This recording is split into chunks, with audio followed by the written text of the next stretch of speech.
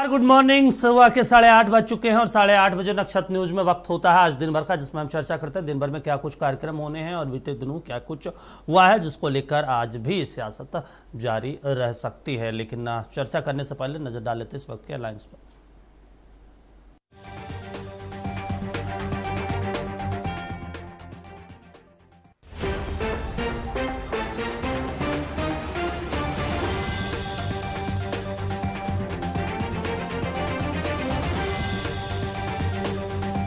तो चलिए, आज तीन बड़े कार्यक्रम और तीन बड़े कार्यक्रम पर आज देश भर की निगाहें रहेगी, प्रदेश भर की निगाहें रहेगी। और सबसे पहले बात संसद के मानसून सत्र की कर लेते हैं, क्योंकि आज बड़ा दिन है। केंद्रीय बजट पेश होना है, वित्त मंत्री निर्मला सीतारमण बजट पेश करेंगे। इससे पहले बीते दिनों यानी कल प्रधानमंत्री मोदी सत्र शुरू होने से पहले मीडिया के सामने मुखातिब हुए। उन्होंने कई बातों का जिक्र किया, साथ ही विकसित भारत के संकल्प को दोहराया। साथ ही उन्होंने कहा ये बजट जो है 2047 के रूपरेखा को तय करेगी। इस दौरान उन्होंने विपक्ष से भी सहयोग की अपील की, लेकिन जिस तरीके से सदन की कार्यवाही शुरू होते ही जमकर हंगामा देखने को मिला, शिक्षा मंत्री और राहुल गांधी के बीच वार पलटवार का दौर देखने को मिला, वैसे में आज जब वित्त मंत्री बजट पेश करेंगी तो उस पर भी नजरें टिकी रहेगी और क्या कुछ हालात बनते हैं उसको लेकर हम लगातार बताते रहेंगे। हमारे साथ हमारे डिप्टी एडिटर मृत्युंजय ठाकुर जी हैं। सबसे पहले सर, गुड मॉर्निंग। नमस्कार, स्वागत है और तमाम दर्शकों को सुप्रभात। आज का दिन मंगलमय हो आप सबों के लिए।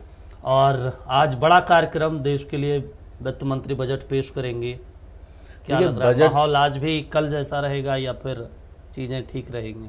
नहीं, ये एक बड़ी बात है और हर साल देश का बजट पेश किया जाता है, तो इसमें उम्मीद की जानी चाहिए कि विपक्ष जो है वो शांतिपूर्ण तरीके से पहले पूरे बजट जो निर्मला सीतारमण पेश करेगी। बीच में टोका टोकी चलती रही है, लेकिन आमतौर पर देखा यही जाता रहा है कि बजट के दौरान विपक्ष अमूमन शांत रहता है और बजट के बाद ही वो अपनी कोई प्रतिक्रिया देते हैं। बीच में टोका टाकी तो जब बैठक है तो चलती रहेगी। और बजट से उम्मीदें भी हैं लोगों को, देश को, हर तबके के लोगों को, चाहे वो महिलाएं हों, अपना किचन का बोझ कम करना चाहती हैं, किसान हो जो और भी सुविधाएं चाहती हैं। जिस तरीके से कृषि क्षेत्र की आय बढ़ाने की बात लगातार हो रही है, निर्भरता कृषि क्षेत्र की, किसानों की आमदनी दोगुनी करने की बात हो रही है, तो वो उस पर उनको उम्मीदें हैं किसानों को कि उनके लिए कुछ खास प्रबंध उपबंध किए जाएंगे बजट में। किसानों के लिए जो कमेटियां बनी हुई हैं, किसान चाहते हैं कि उन कमेटियों में किसानों के प्रतिनिधि भी रहें, ताकि उनके हक में और ज़्यादा बेहतर फैसले लिए जाएं। उन किसानों को ये उम्मीदें हैं। जो बेरोजगार हैं उनके लिए उम्मीदें हैं कि नौकरी के क्या इंतजाम होंगे, रोजगार के क्या अवसर पैदा किए जाएंगे इस बजट के माध्यम से। जो नौकरी पेशा लोग हैं उनकी उम्मीदें हैं कि टैक्स स्लैब में क्या छूट उनको मिलता है, कब कितने छूट मिलती है। महिलाएं हैं जो चाहती हैं कि वो रसोई की, घर की का बोझ कम हो। जो महंगाई है, सब्जियों के दाम, खाने पीने के वस्तुओं के दाम पर, उस पर लगाम लगे। लेकिन जो आर्थिक सर्वे पेश किया भारत सरकार ने, कल जो निर्मला सीतारमण जी ने आर्थिक सर्वे संसद में पेश किया है पिछले 2024-25 का, 23-24 का, तो उसमें बेरोजगारी की और महंगाई पर लगाम लगाता हुआ बताया गया है। बिल्कुल। तो इस तरीके से है, जो चिकित्सा का क्षेत्र है उसमें भी है कि नए नए सुपर स्पेशलिटी हॉस्पिटल्स को प्रोत्साहन मिले, नई सीटों की संख्या बढ़े, मेडिकल स्टूडेंट्स का सीटों की संख्या बढ़े मेडिकल कॉलेजेस में। तो ये सब चीज़ें बजट में है और आम लोगों के लिए महंगाई कम हो ऐसी प्रावधान किए जाए। जीएसटी पर व्यवसायियों की नज़र है कि जीएसटी का सरलीकरण किया जाए। जीएसटी में कई संशोधन हो चुके हैं, तो एक ठोस संशोधन की बात उम्मीद कर रहे हैं व्यवसायी तबका, जो उनके लिए जीएसटी थोड़ा महंगा होता जा रहा है, थोड़ा उनके लिए बोझ बनता जा रहा है। तो उसके सरलीकरण की बात पर वो उनको उम्मीद है कि इस बार के बजट में कुछ ठोस होगा। आपको लग रहा है कि किसानों को राहत मिल सकती है, या जो मध्यम वर्ग के लोग हैं जिनको टैक्स को लेकर लगातार मांग की जा रही, महंगाई को लेकर लगातार आवाज उठते रहे, और महंगाई और रोजगार के मुद्दे पर तो इस सरकार की इस बार सीटें भी कम हो गई है, तो कुछ राहत उन तमाम वर्गों के लिए? देखिए, जिस तरीके से भारत सरकार का एक मेन फोकस और प्रायोरिटी बेस्ड जो क्षेत्र है वो है खेती किसानी। सरकार हमेशा कह रही है कि किसानों की आय दोगुनी करनी है और उसके लिए जो करना होगा उन्होंने किया। पिछले सरकार में किसानों के लिए कई प्रावधान किए गए, इसमें कोई शक नहीं है।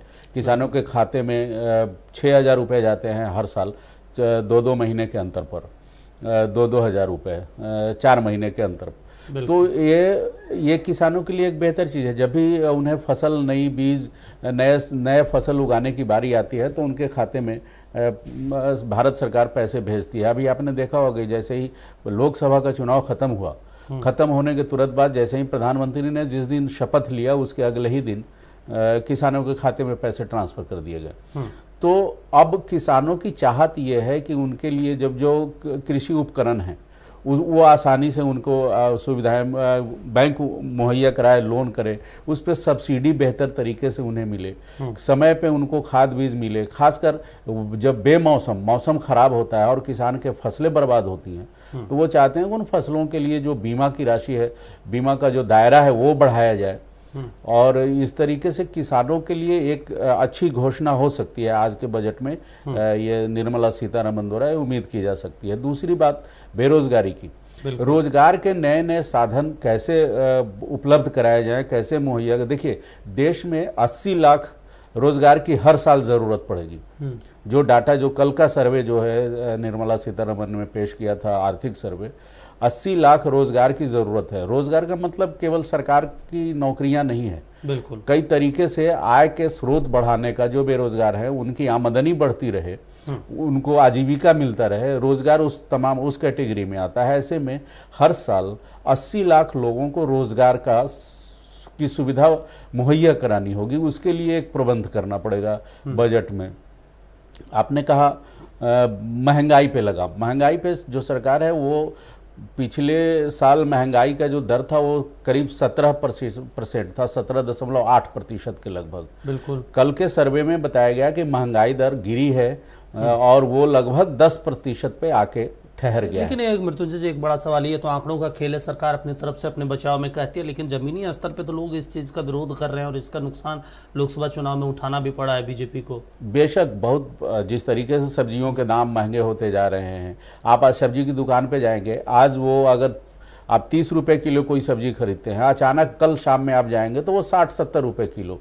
पता नहीं इस तरीके से जो रेशियो भाग रहा है महंगाई का, ये अब कैसे इस तरीके से महंगाई पे लगाम लगाना एक बड़ी जरूरी। सब्जियों के दाम आसमान छू रहे हैं, टमाटर के दाम आसमान छू रहे हैं, प्याज, आलू के दाम आसमान छू रहे हैं। तो ये जो दाम कीमतें भाग रही हैं जमीनी स्तर पर, उसका तो नुकसान आम लोगों को भुगतना पड़ रहा है। जो आम घर में गृहिणियां हैं जो चाह रही हैं कि उनके किचन का बजट कम हो, संतुलित हो। बिल्कुल। तो ऐसे में उस पर एक फोकस करने की जरूरत पड़ेगी। चलिए, बिल्कुल। आज जब केंद्रीय बजट पेश होगा सुबह 11 बजे, जब संसद भवन में जब वित्त मंत्री आएंगे, प्रधानमंत्री भी मौजूद रहेंगे, तमाम सांसद मौजूद रहेंगे, तो नजर रहेगी कि क्या कुछ वो बोलती हैं, क्या कुछ प्रावधान किए जाते हैं रेलवे को लेकर, शिक्षा को लेकर, रक्षा मंत्रालय को लेकर, गृह मंत्रालय को लेकर, तमाम विभागों को लेकर जब बजट में प्रावधान किए जाएंगे, कितने कितने रुपए अलॉट किए जाएंगे, उन तमाम जानकारियां हम लगातार नक्षत्र न्यूज के माध्यम से बिल्कुल। और साथ में देखिए, देश की प्रगति के लिए सबसे बड़ी बात है, आपने मेड इन इंडिया का नारा लगा, मेड इन इंडिया शुरू भी हुआ, कई made in India, make in India, सब कुछ, कई उपकरण बनने लगे, कई चीजें बनने लगी, यहाँ मोबाइल तक अब बनने लगे।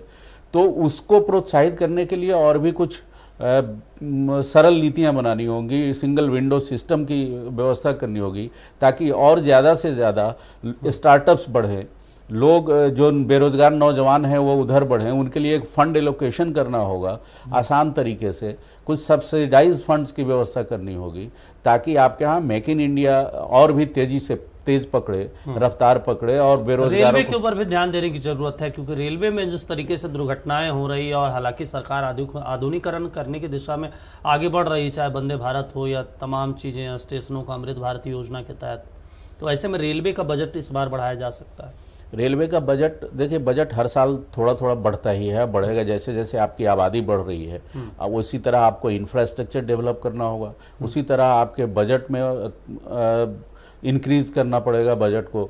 तो जो भी एलोकेशन होगा, और रेलवे में नए पिछले साल ही हमने देखा कई नई ट्रेनें नए रूट पे भी चले, कई नए सर्वे हुए, कई नए रेल लाइनें बिछ रही हैं, लगातार हो रही हैं। हम सुपरफास्ट ट्रेन की तरफ बढ़ रहे हैं। उसमें सबसे जो रेलवे के किराए में वृद्धि हो रही है लगातार, दीपक, उस पर थोड़ा सा अंकुश लगाने की जरूरत पड़ेगी। जिस तरीके से प्राइवेटाइजेशन कर रहे हैं, हम रेलवे को दे रहे हैं, और जिनको दे रहे हैं वो एजेंसी अपनी मर्जी से किराया तय कर रही है, तो ये इस पे लगाम लगाने की जरूरत है। अब वंदे भारत ट्रेन है, 2 ट्रेनों का मैं जिक्र करना चाहूंगा खासकर। एक जन शताब्दी ट्रेन है, एक वंदे भारत ट्रेन है। आप राजधानी रांची से राजधानी पटना जाएंगे तो वंदे भारत ट्रेन की जो किराया है वो उससे 1/4 कम है, आधा कम है, जन शताब्दी का कम है, जन शताब्दी का कम है। सुविधाएं बहुत ऐसी नहीं है कि जो वंदे भारत में बहुत सारी सुविधाएं मिल जाएं तो उनके लिए हम 2 गुना 2.5 गुना ज्यादा पे करें, और जन शताब्दी में कम सुविधाएं, ऐसी बात नहीं है। फिर भी लोग आज भी जन शताब्दी को ज्यादा प्रेफर और समय की भी ज्यादा डिफरेंस नहीं, करीब बहुत 1 घंटा का लगभग 50 मिनट का डिफरेंस है। तो कहने का मतलब यह है कि आप रेलवे चलाती है जन शताब्दी एक्सप्रेस और वंदे भारत ट्रेन को एक निजी एजेंसी चलाती है, तो उसने अपने हिसाब से किराया तय कर रखा है। रेलवे ने अपने हिसाब से किराया तय कर रखा है। तो रेलवे ने जो ट्रेन का परिचालन शुरू किया, नए ट्रेनों का हो या पहले, तो उसमें किराया कम है अपेक्षाकृत जो प्राइवेटाइजेशन के बाद जो किराया बढ़ा है। तो सरकार को एक ठोस पॉलिसी इस पे लाना होगा कि चलिए हम प्राइवेटाइजेशन करेंगे, हम आपको देंगे ट्रेनें चलाने के लिए, लेकिन किराए का जो दायरा है वो इससे ऊपर नहीं होना चाहिए। तो कुछ ऐसी व्यवस्था करनी पड़ेगी। चलिए, बिल्कुल। आज जब वित्त मंत्री देश को संबोधित करेंगे, यानी संसद से जब अपनी बातों को रखेंगे, जब बजट पेश करेंगे, तो उन तमाम बिंदुओं पर, तमाम पहलुओं पर भी हमारी नजर रहेगी। अब बात कर लेते हैं बिहार की। बिहार विधानमंडल का मानसून सत्र जारी है, आज दूसरा दिन है, और कल जिस तरीके से पहला दिन रहा, और कांग्रेस के जो विधायक दल के नेता हैं शकील अहमद खान, वो तो सब्जी का एक माला पहनकर आ गए विरोध करने के लिए। तमाम जो माले के विधायक हों, आरजेडी के विधायक हों, विपक्ष के विधायक, उन्होंने नीतीश सरकार को जमकर घेरने का प्रयास किया, चाहे भ्रष्टाचार का मुद्दा हो, चाहे फिर रोजगार का मुद्दा हो, और चाहे फिर अपराध को लेकर। और हालांकि कल शोक संदेश पढ़ के जो पूर्व में 9 सदस्य का निधन हुआ है उनको श्रद्धांजलि दी गई और समापन कर दिया गया। लेकिन जिस तरीके से राबड़ी देवी के तल्ख तेवर दिखे, आरजेडी के तल्ख तेवर, नीतीश कुमार ने बैठक भी की तमाम विधायकों के साथ, तमाम मंत्रियों के साथ। उन्होंने कहा कि जनता के बीच अपने कामों को बताएं और विपक्ष जो सवाल हमसे पूछ रहे हैं उनका जवाब दे। तो ऐसा लग रहा है आज दूसरा दिन भी वही स्थिति और वही हंगामा भी रहेगा बिहार विधानमंडल में। बिल्कुल बिल्कुल। और आप जिस तरीके से कहते हैं कि शकील अहमद साहब लेके आए, पूरा माला ही पहन लिया, सब्जियों का माला पहन लिया। हालांकि वो सब्जियों की कीमतों से राज्य सरकार का कोई वास्ता बहुत नहीं है। वो देश का जीडीपी पे डिपेंड करता है, देश के महंगाई दर पे डिपेंड करता है, लेकिन वो एक सांकेतिक था महंगाई भी। लेकिन आज सबसे बड़ा मुद्दा रहेगा स्पेशल स्टेटस का दर्जा नहीं मिलना। बिल्कुल, ये विपक्ष के लिए एक बैठे बिठाए एक बड़ा सा उनको मुद्दा मिल गया, और आज दोनों सदनों में इसकी चर्चा जरूर होगी और इस पर हंगामा जरूर होगा कि आप, हालांकि बिहार के सभी राजनीतिक पार्टियां ये चाहती हैं कि बिहार को विशेष राज्य का दर्जा मिले, बिहार को खास पैकेज मिले, ताकि इसको बिहार को जो पिछड़ा हुआ राज्य है, जिस तरीके से वो अपनी बदौलत एक डेवलपमेंट की, एक विकास की लकीर खींचना चाहता है, खींच भी रहा है, तो उसको और जोर मिले, रफ्तार मिले। तो बिहार की, लेकिन क्यों नहीं मिला, इस पर आज भी विपक्षी पार्टियां सरकार को घेरेंगी, खासकर नीतीश कुमार को, जो 2005 से ये लगातार मांग करते रहे हैं कि स्पेशल स्टेटस का दर्जा बिहार को मिलना चाहिए। सबसे मजेदार बात दीपक इसमें यह है कि कहीं ना कहीं इसमें जनता को भी ठगा गया है। बिल्कुल, 14वें वित्त आयोग ने ये साफ कर दिया था कि अब स्पेशल स्टेटस किसी राज्य को नहीं मिलेगा, कुछ पहाड़ी इलाकों को छोड़कर, कुछ पहाड़ी, 2-3 पहाड़ी राज्य हैं जिनको छोड़ के अब किसी भी राज्य को स्पेशल स्टेटस का दर्जा नहीं मिलेगा। इसके बावजूद नीतीश कुमार बोलते रहे हैं, उसके बावजूद 14वें वित्त आयोग ने, लेकिन उसकी क्षतिपूर्ति के लिए वित्त आयोग ने एक सिफारिश की थी कि जो टैक्स रेवेन्यू में सरकारों को, राज्य सरकारों को जो 33% का छूट मिलता है, अब वो छूट बढ़ा के 42% कर दिया जाएगा। सरकार ने उसे मान लिया। अब पहले से अभी भी 15वें वित्त आयोग में भी वो 41% टैक्स रेवेन्यू स्टेट्स को मिलता है। जब बिहार सरकार को पूरी तरह ये जानकारी थी कि वित्त आयोग, और वित्त आयोग जो है स्पेशल स्टेटस को मना कर चुका है। ये पिछले साल निर्मला सीतारमन ने पिछले ही साल अपने बजट भाषण के पहले आर्थिक सर्वेक्षण के दौरान पिछले साल में उन्होंने कहा था कि अब स्पेशल स्टेटस किसी राज्य को नहीं मिलेगा। बावजूद इसके आप उसको मांग रहे हैं। अच्छा, ये स्पेशल स्टेटस क्या है दीपक? संविधान में इसकी कोई व्यवस्था नहीं। ये 5वें वित्त आयोग ने कुछ पिछड़े राज्यों के लिए एक विशेष व्यवस्था की थी कि कुछ राज्यों को स्पेशल स्टेटस दिया जाए, खास राज्य का दर्जा दिया जाए, और उनके लिए ये प्रावधान, कई तरह के छूट की बात की थी, कई तरह की सुविधाएं की बात की थी।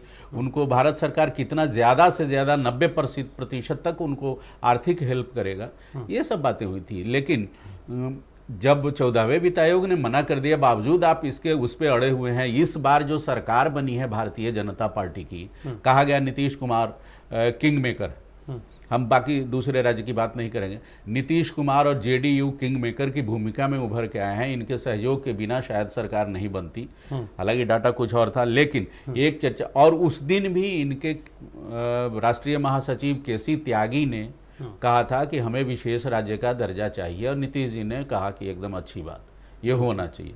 संजय झा जो 4 दिन पहले पार्लियामेंट सेशन शुरू होने के पहले जब बैठक हुई इनकी, तो इन्होंने कहा कि हमें, कार्यकारी अध्यक्ष हैं संजय झा, उन्होंने कहा कि हमें स्पेशल स्टेटस चाहिए। साहब, आपको पता है कि ये स्पेशल स्टेटस नामुमकिन है, तो उधर आप अपना एनर्जी क्यों वेस्ट कर रहे हैं? आप बिहार के लोगों को क्यों छल रहे हैं? ये तो धोखा देने जैसी बात हो गई। आप उसकी जगह पर विशेष पैकेज की मांग करते। अभी बिहार को 2.5 लाख करोड़ रुपए की जरूरत है उनके कामों को पटरी पे लाने के लिए। ठीक है। बिहार का बजट आपको पता ही होगा, 2,79,000 करोड़ है। बिल्कुल। इस जो 24-25 का बजट है 2,79,000 करोड़ है। बजट अपने हिसाब से सरकार को कई उम्मीदें हैं राज्य सरकार की कि भारत सरकार का शेष आएगा, टैक्स रेवेन्यू के पैसे आएंगे, कुछ आएंगे, लेकिन इन सबों के अलावा आर्थिक रूप से भी पिछड़ा हुआ एक राज्य बिहार है, जिसको 2.5 लाख करोड़ रुपए की जरूरत है, जो बाकी राज्यों के समकक्ष आने के लिए। उड़ीसा से भी कम इनकी तरजीह, इनकी प्रगति है। तो 2.5 लाख करोड़ आप मांगते, आप 3 लाख करोड़ मांगते, आपको 2.5 लाख करोड़ मिलता। स्पेशल पैकेज मांगना चाहिए था, आप स्पेशल स्टेटस मांग के लोगों। तो विपक्ष जो है इस पर आज एग्रेसिव रहेगा। विपक्ष चाहता है कि, और यहाँ पे मृत्युंजय सवाल है कि लगातार नीतीश कुमार को मजबूत भूमिका में इस बार माना जा रहा है, और ये माना जा रहा है कि केंद्र की सरकार थोड़ी कमजोर है और नीतीश के बगैर वो चल नहीं सकती। अब जब कमजोर सरकार मजबूत स्थिति वाले नीतीश कुमार की बातों को सीधे से खारिज कर दिया, तो नीतीश कुमार के लिए तो बहुत क्रिटिकल स्थिति बन गई कि वो जनता के बीच जवाब कैसे दें और विपक्ष के सवालों का जवाब कैसे दें। बिल्कुल बिल्कुल, लेकिन एक बात इसमें है कि सरकारें बनती है वो आंकड़ों के हिसाब से, जिनका बहुमत होगा वो बनेगा, लेकिन सरकारें चलती हैं किसी के प्रेशर में नहीं, किसी के दबाव में नहीं। सरकार जो नियम है, नीति है, कानून है, उसी को जो संसदीय परंपरा है, जो संसदीय व्यवस्था है, उसी व्यवस्था के तहत सरकारें चलती है। ऐसा नहीं, तो जवाब देना पड़ेगा। ये इनकी राजनीतिक बात होगी। नीतीश कुमार के लिए ये एक पॉलिटिकल फेल्योर है और उन्हें पब्लिक को जवाब देना पड़ेगा। जनता पूछेगी कि जब ये बंद था तो आपने क्यों हमें गुमराह किया, बिल्कुल धोखे में रखा, तो ये जनता पूछेगी। अब तो अगर आप सोशल मीडिया पे देखें, तमाम जगहों पे लोगों की प्रतिक्रियाएं देखें बिहार के लोगों की, तो वो सीधे कहते हैं कि नीतीश कुमार किंग मेकर की भूमिका में है, लेकिन उन्हीं की बातों को सीधे खारिज कर दिया गया केंद्र सरकार। जाहिर है पूरे बिहार के लोगों को मन में ये बैठ गया था कि अब हमें स्पेशल स्टेटस तो मिलेगा ही मिलेगा। पूरे बिहार की इच्छा भी है, ये पूरे बिहार के लोगों की इच्छा है, केवल नीतीश कुमार की नहीं है, लालू यादव की नहीं है, तमाम लोगों की, तमाम पॉलिटिकल पार्टियों के अलावा जो भी छोटे बड़े ऑर्गेनाइजेशन है और आम आवाम, उनकी इच्छा थी कि बिहार को खास मिले, खास राज्य का दर्जा मिले, रोजगार बढ़ता। जो बेरोजगार हैं बिहार में स्पेशल स्टेटस मिलता तो उनको रोजगार बढ़ता, उनके लिए नए नए रास्ते खुलते। जो छोटे छोटे व्यवसायी हैं, जो रेहड़ी और किराना की दुकान चलाते हैं, करते हैं, उनके लिए रास्ते खुलते कि अपने व्यवसाय को कैसे वो और एक्सप्लोर करे। तो ये हर बिहारी का सपना हो गया था और ये सपना हर बिहारियों के यानी एक तरीके से नीतीश कुमार ने जो 19 साल पहले सपना देखा था और बिहारियों को जगाने की कोशिश की, उसे केंद्र सरकार की ओर से झटका दिया गया है। संसद में जिस तरीके से केंद्रीय वित्त राज्य मंत्री पंकज चौधरी ने कहा कि विशेष राज्य का दर्जा नहीं दिया जा सकता। बात कर लेते हैं झारखंड की लेकर। दरअसल झारखंड में भी आज हेमंत सोरेन के कई कार्यक्रम हैं, नियुक्ति पत्र देना है, अलग अलग विभागों की तरफ से नियुक्ति होनी है और इसी को लेकर प्रोजेक्ट भवन में कार्यक्रम है। 2 2 बजे और कई मंत्री भी मौजूद रहेंगे। मृत्युंजय जी, एक बड़ा सवाल है, हेमंत सोरेन लगातार नियुक्ति पत्र का वितरण कर रहे हैं, चुनाव से पहले ये वितरण लगातार हो रहा है, चाहे फिर अभी प्रभात तारा मैदान में भी कुछ दिन पहले हुआ था जब 1500 लोगों को नियुक्ति पत्र दिया गया, और आज भी। तो ऐसे में युवाओं को केंद्र में रखा गया है इस बार हेमंत सरकार की तरफ से। नहीं, देखिए, ये बहुत अच्छी बात है। और जब हेमंत सोरेन जेल से बाहर आए थे तो उनके बाहर आने के 1-2 दिन बाद ही कोई एक नियुक्ति पत्र समारोह होना था, जो नियुक्तियां बांटी जाती। चंपई सोरेन जब मुख्यमंत्री थे, लेकिन राजनीतिक उथल पुथल के बीच उसको स्थगित कर दिया गया। हेमंत सोरेन ने उसको सीएम बनने के बाद नौकरियां दी, लोगों को नियुक्ति पत्र दिए। और ये सरकार, हेमंत सोरेन पहले भी मजमा लगा के जनसभा करके नियुक्ति पत्र बांटते रहे हैं। पिछले महीने में एक टारगेट है, उन्होंने जो वायदा किया लोगों से कि बेरोजगारों से कि इतनी नियुक्तियां देंगे, उस वहां तक पहुंचने की कोशिश कर रहे हैं। और बेरोजगारी के लिए ये अच्छी बात है। बिल्कुल, बेरोजगारों के लिए ये बहुत अच्छी बात है कि उनको सरकार समय रहते नियुक्ति दे रही है और वो रोजगार में अब प्रवेश कर रहे हैं। उनका भी अब रोजी रोटी चलेगा, उनके परिवार भी अब सुखद स्थिति में रहेंगे। आमदनी का उनका में इजाफा हुआ। तो आज भी एक कार्यक्रम है जिस कार्यक्रम में कई स्तर पर, कई विभागों में जूनियर इंजीनियर से लेके और टेक्नीशियन तक की नौकरी है, क्लर्क तक की नौकरी आज बांटी जानी है। तो ये लगातार इनका ये ड्राइव जो है हेमंत सोरेन का चलता रहा है। और उन्होंने विभागों को कहा भी हुआ है कि जो वैकेंसियां उनको तुरंत पूरा करिए। सितंबर तक तो अल्टीमेटम भी इन्होंने दिया है कि 26,000 से पूरा करिए, क्योंकि समय कम है, इनके पास समय कम है। तो वो समय रहते जितनी नौकरियां हो सकती हैं वो अपने वादे को की तरफ बढ़ रहे हैं, पूरा करने की तरफ बढ़ रहे हैं। तो ये राज्य के बेरोजगारों के लिए अच्छी बात है। और सरकार के लिए भी एक मैसेज आएगा कि हाँ, ये सरकार ने नौकरियां दी हमें। तो एक अच्छा विपक्ष की तरफ से इस बात को लेकर भी घेरा जाता है कि हेमंत सोरेन ने 5 लाख युवाओं को नौकरी देने का वादा किया था और वो अब तक पूरा नहीं हुआ। लगातार आप देख रहे होंगे तमाम बीजेपी के नेता इस बात का जिक्र कर रहे हैं। तो उसी कड़ी को देख रहे हैं हेमंत सोरेन। विपक्ष का आरोप जो है ना वो स्वाभाविक है, वो होता है। नौकरियां तो लगातार बढ़ रही है, आप देख रहे हैं। देखो, नौकरियां क्या है दीपक जी, आप बेरोजगारी जिस रेशियो से बढ़ रही है पूरे देश में, केवल झारखंड में नहीं, उस रेशियो से अगर नौकरियों, आप कितनी नौकरियां देंगे एक साल में? फिर अगले साल तक नए बेरोजगारों की फौज जमा हो जाएगी। बिल्कुल। तो कोशिश करना सरकारों का काम है और टारगेट अचीव करना। इन्होंने कहा था अगर कि 5 लाख नौकरियां देंगे, अगर उसके करीब पहुंच रही है तो ये बड़ा अचीवमेंट है। कहां सरकारें वादा पूरा करती हैं कई दफा। बिल्कुल, सरकारों का वादा पूरा नहीं करने का एक लंबा इतिहास रहा है। बिल्कुल। उसमें अगर कोई सरकार कुछ नौकरियां बांट रही है, लगातार बेरोजगारों को एम्प्लॉयमेंट की तरफ जोड़ रही है, तो ये अच्छी बात है। इस कोशिश की तारीफ की जानी चाहिए। बेरोजगार अब रोजगार परख हो रहे हैं, उनको रोजगार मिल रहा है, एम्प्लॉयमेंट बढ़ रहा है, बेरोजगारी घट रही है, धीरे धीरे ही सही। अब जो हालत बिहार की है वही हालत झारखंड की है। बिहार में भी, हाँ, झारखंड में भी पिछड़ा राज्य है झारखंड। इतना कुछ खनिज संपदा, इतना कुछ जमीन के अंदर खजाने भरे हुए हैं, लेकिन सरकार अभी भी एक पिछड़ा हुआ राज्य है। इसे भी दुरुस्त करना है, इसे भी पैसों की जरूरत है, इस स्टेट को भी। इंफ्रास्ट्रक्चर के क्षेत्र में अभी पिछड़ा है झारखंड, बहुत सारा चीजें दुरुस्त करनी है। सड़कों का क्षेत्र हो, हर साल यहाँ सुखाड़ होता है, खेती किसानी चौपट हो जाती है। पहाड़ी इलाके हैं, दुर्गम इलाके हैं, जहाँ पे खेती के नए नए तकनीकों की ज़रूरत होती है। उसको डेवलप करने के लिए इन्हें टेक्निकली साउंड होना पड़ेगा। तो पैसे की ज़रूरत झारखंड सरकार को भी। इस मुफलिसी में, इस दौर में अगर सरकार नौकरियां बांट रही है तो ये खुशखबरी है बेरोजगारों। बिल्कुल मृत्युंजय जी, जब आज ये कार्यक्रम 2 बजे होगा तो हम लगातार वो तस्वीरें भी दिखाएंगे, और जब हेमंत सोरेन युवाओं को संबोधित करेंगे, क्या कुछ कहते हैं उस पर भी हमारी नजर बनी रहेगी। लगातार हम अपडेट करवाते रहेंगे, चाहे संसद सत्र का हो, बिहार विधानमंडल सत्र का हो, चाहे फिर झारखंड में हेमंत सोरेन के कई कार्यक्रम हैं, उसको लेकर भी हम लगातार जानकारी देते रहेंगे। तो आज दिन भर में अभी के लिए बस इतना ही। देखते रहिए नक्षत्र न्यूज। नमस्कार।